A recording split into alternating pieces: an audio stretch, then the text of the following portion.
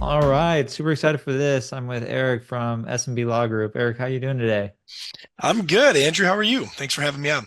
Yeah. Hey, so for those that may not know you, I obviously know you and I've been following you for a bit now. Do you want to give a brief introduction of yourself? Sure. Yeah, happy to do it. My name is Eric Pacifici. I'm the founder of SMB Law Group, small and medium-sized business law.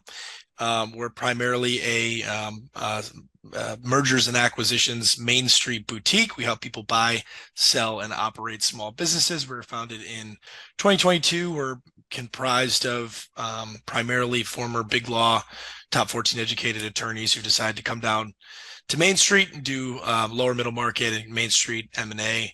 And in 2022, or sorry, 2023, last calendar year, we did about 950 million in transactions. Dang, those are some big numbers, Eric. It's been fun watching your journey, so I'm excited to potentially work with you on more acquisitions. But how did you get into this? How did you get into Main Street acquisitions and just general, let's call them small business, lower market acquisitions? Yeah, well, I love the space. I'm super passionate about entrepreneurship through acquisition, about business buying. Oddly enough, I was working way up market at Kirkland Ellis doing large cap, mid market, $100 million, $1 billion M&A transactions, and then fell in love with a concept called entrepreneurship through acquisition, which is driven by many of the elite schools. But in a nutshell, it's just a glorified term for people going out there and buying small businesses.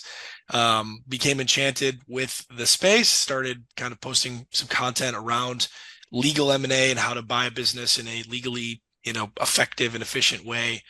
And then had a lot of people start coming to me saying, "Hey, Eric, thanks for the content. I need help with my two, four, six, eight, $10 million deal. Do you know somebody good?" I was billing at $1,500 an hour at the time, so way too expensive to do a Main Street deal. And I didn't know. I candidly did not know that there aren't very many M&A focused Main Street attorneys. Most folks who do M&A in the 2 to 15 million or 2 to $25 million enterprise value space are either general lawyers who don't know M&A at all, do a really bad job for their clients. We see that a ton on the sell side, or they're really good M&A attorneys that are built for 50, $100 million deals. They bill by the hour. They're really expensive. They're frankly just not a very good fit for, a guy who's selling a $5 million family plumbing business. So in 2022, we got, excited about the opportunity around just the sheer amount of people who had a need for this. And so decided to build a firm, and the rest is history. Love it. Yeah, you guys have been blowing up, like I said earlier. It's been fun watching. I think I remember you when you started and just watching the past 2, 3 years. It's been awesome, man. But Yeah, moving likewise. moving into some tips for entrepreneurs, you see a lot. You've been through how many acquisitions did you say? 500 plus? Well, last year we closed about 950 million in enterprise value. The amount that those were closings. The amount that we worked on is in the several billion.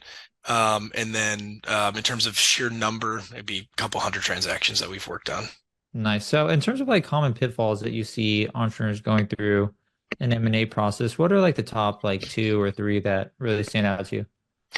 Yeah, the number one thing is not understanding the M&A process. And when you don't understand what's supposed to happen, you're at the mercy of the intermediaries, the brokers, and the other folks, the bankers who frankly have, their desired process, which is not geared to protect you as a buyer. It's geared to protect them as a broker, make sure they get their commission as fast as possible. So, when you don't know that, earnest money deposits, for example, is not an M&A concept. Very common in real estate. Obviously, if you ever bought a house, you put down some earnest money, and it makes a lot of sense there. It doesn't make sense in small business M&A, but you've got a lot of brokers who either know that and are seeking to take advantage of you, knowing you don't know that, or they're more accustomed to real estate themselves and don't even know it.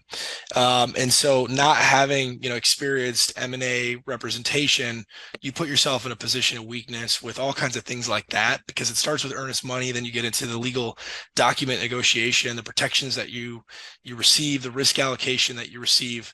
And it gets pretty ugly pretty fast. So we don't come in, we don't seek to be a big headache in the process. But when you're buying a multi-million dollar business, Andrew, you don't need to walk on eggshells, and you should be entitled to the customary process to protect yourself and your family. So that's probably number one. Number two is just a grab bag of just misses it with important terms. Working capital's the probably the most prominent example. People forget that when you buy a business, it needs money, it needs inventory, it needs, gas in the gas tank or wheels on the car to drive. And they forget to negotiate this stuff up front. Or they're just not familiar enough with the SBA process. Many of these buyers are SBA buyers. And it has a unique set of rules. You get very deep into the transaction and you find out, all that stuff I promised the seller I actually can't do. And then you got to go back and renegotiate. So there's a whole host of mistakes that we see first time buyers make. Nice. And then in terms of your representation, do you focus primarily on the buy side or the sell side? Are you exclusive on one or the other? We're not exclusive on one or the other, but 90%, 85 to 90% of our clients happen to be buy side, just based on the place that we happen to be receiving work from, which is the entrepreneurship through acquisition community, the social media community, which happens to skew a little bit younger. But we do represent a number of sellers, and what we're seeing is there's a relatively fast life cycle. Guys and gals will go out and buy businesses when they're 35 and fresh out of business school or whatever, and then 18 to 24 to 36 to 48 months later, they're oftentimes looking to sell. So we do have a number of sell side clients as well. Nice.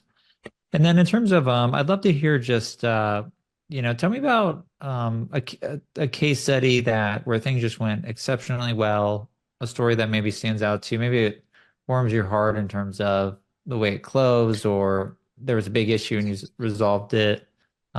Is there a case that kind of comes to mind that you helped with that went really, really well? Well, by and large, buying small businesses goes well. It goes okay, right? Like, running a business, as Andrew, being a very successful entrepreneur yourself in multiple ventures, that running business is hard, right? So I guess I'm hesitant to say it ever goes great when you buy a business, but it goes well, right? And it's a great way, if you look at the economics of it. You buy a $1 million cash flowing business, and if you're able to even just maintain the status quo and pay your debt off, all of a sudden you're a 7-figure cash flowing person in your early 30s. That's why it's such an attractive proposition. I've had a lot of buyers who. That's gotta feel good though. I mean, I get I can't think of the word off the top of my head, but when an acquisition closes and it's life changing for the buyer or the seller, it feels good. You know what I mean? Do you get that? 100%. Yeah. And I care deeply about my people. I mean, it's really like the people who are buying business, Andrew, are a lot like you and I. Like, they're guys and gals that want something different from their life. They're not the corporate, robot that they were told they're supposed to be. They're looking to be able to have a little bit more control over their life. Obviously, entrepreneurship, is hard work, but when you run your own business, you have a little bit more control than when somebody else is dictating what you do. They've got kids.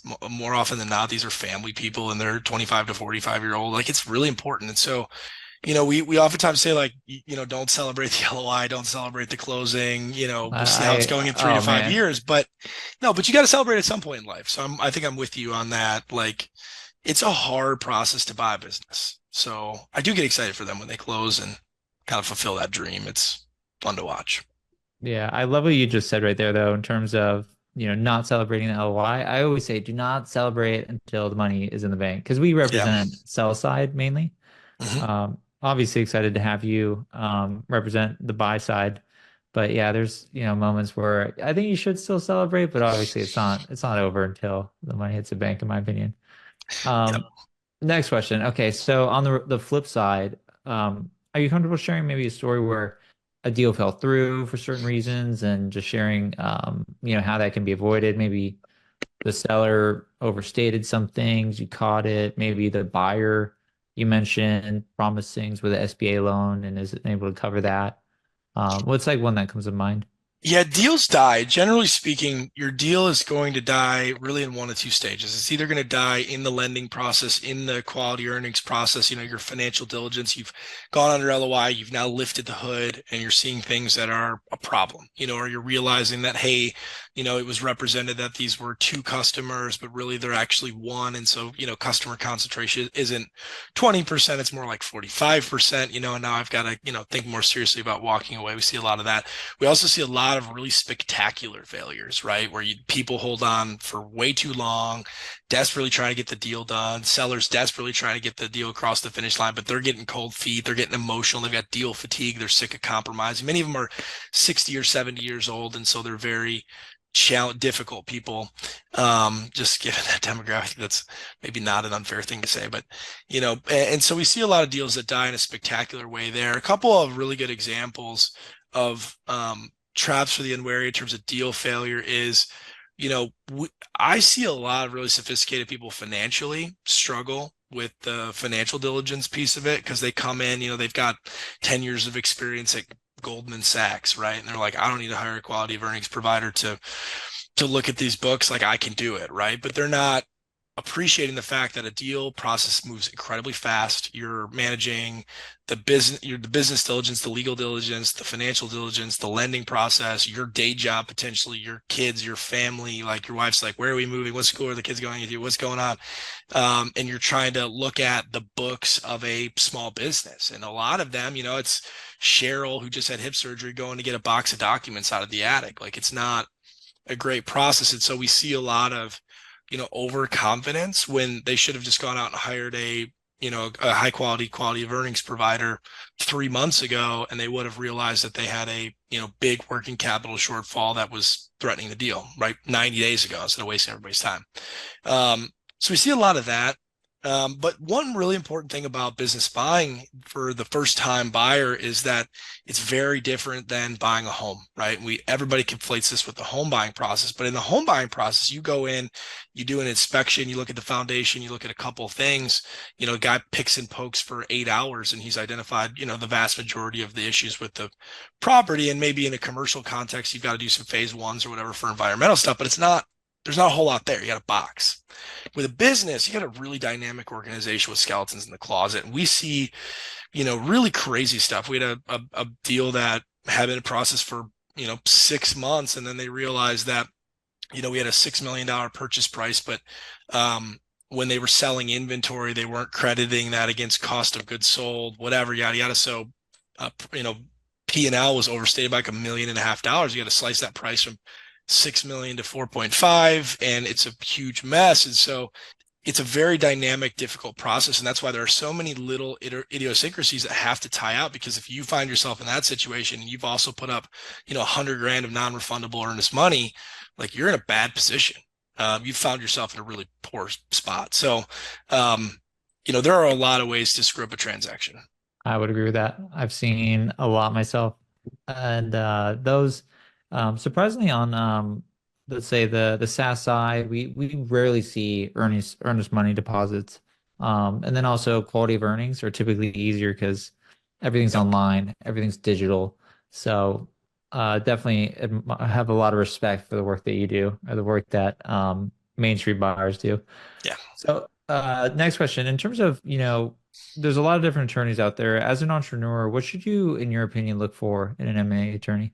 Yeah. Well, for number one, they need to know M&A, right? Demonstrable experience doing deals, right?